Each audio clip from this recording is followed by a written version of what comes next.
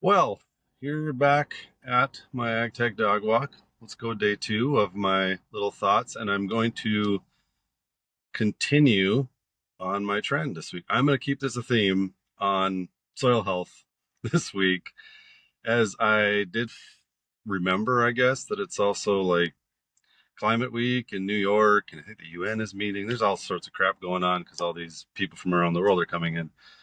So, to add on to my talk yesterday about soil health, um, I've just seen more on LinkedIn and stuff, people saying, oh, climate this, we can do this, regenerative ag this, soil health. Once again, all of that is great. Nothing against it. No one really inherently has anything against it. What more I'm trying to gather and get at is contextually how we actually understand it. So today, I'll go into a little bit of why it's sometimes hard to do these soil health practices that fall in line with regenerative. Why it's a tough reason up here, so you can understand these differences. And while yes, there are people in the state doing it in better ways, and there are people in other states doing it in better ways, and can better things be done? It's just, as I was saying yesterday and repeating from Sarah Mock's post, sometimes the financials just don't make sense to quite do it. It takes a little different strategies, and those take time. For instance, up here, it gets really freaking cold during the winter. It takes a while for the soils to warm up. Can freeze early. So, cover crops are problematic. A lot of people can do cover crops after corn and soybeans down south. Well, you can't here. It's already froze at some point in time. So sometimes that just doesn't happen. Doing them in the row, oh, maybe it can kind of work for corn if you got the right things. But acres, spending time, it's a lot. It's a lot of extra cost. That might cost you another $30 an acre just to put in a cover crop, maybe more. And when you have prices like they are right now, it's not on top of mind. You're probably not going to get that exact return the next following year. It's a buildup. But when things are uncertain, well, that's hard. Let's look at tillage. This year, our spring was pretty cool, and that held back emergence of crops. There are people that dug their soil last fall, which probably was kind of a bet. A lot of people didn't because there wasn't a lot of moisture. They're trying to retain it. Good things there. But here's the thing.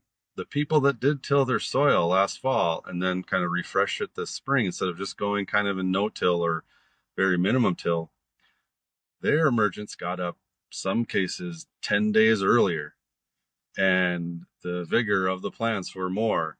And as I've talked to some people, the ones that have done that, they're going to see an extra probably 20 bushels an acre in yield just from that.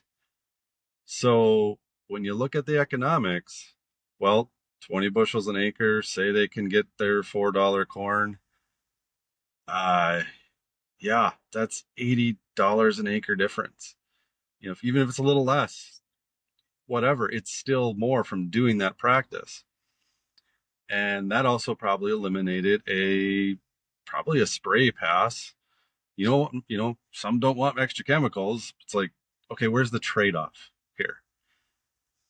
All these farmers think about these things too. It's not that they don't think about soil health. It's not like they don't want the soil to aggregate better and they don't want compaction. They don't want these things. But when you're in the moment, when you're in the field and you're trying to guess the weather, it's just not black and white.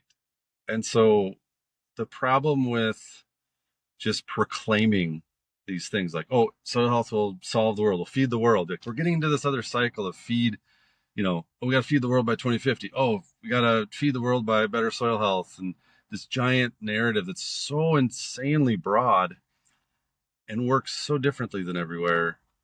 I get the building some momentum to get people going. I get that. But we got to be really careful here. Again, the hype can kind of turn people off because what happens? This happened in the ag tech side. This has happened in the, oh God, just the feed the world side. All these narratives like, okay, now we have a declining population in many areas. And that probably trend's going to continue in a lot of the developed world. Now, places like Africa and certain parts, yeah, that's booming, but that's a different challenge. We have to think of these things that the hype also can drown out the reality. And it actually can push farmers back. It's saying, oh, I'm just sick of this hype. I'm going to farm like I want to farm. And I've been doing it and I'm trying to do my best, but I'm also trying to make money to survive. That's the gist of it. It's not that they don't, it's not that they don't care. It's that sometimes it's just practically hard to do in the moment. And when people are just telling you, you got to do this, you got to do this, they shut down. That's human nature. That's one of the problems we have. There's my second point. More to come the next 3 days of the week. Talk to you later.